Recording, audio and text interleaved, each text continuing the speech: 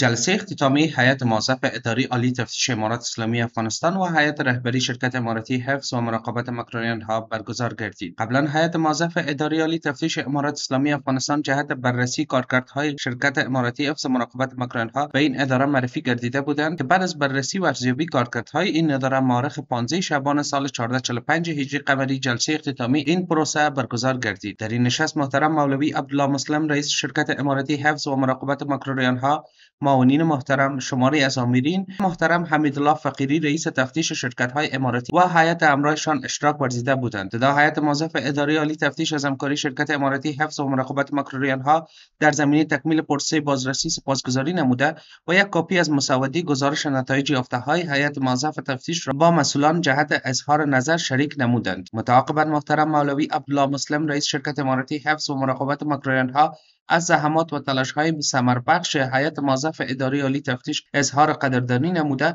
و در زمینه تطبیق یافته‌ها و سفارش‌های هیئت موظف تعهد همکاری نمودند.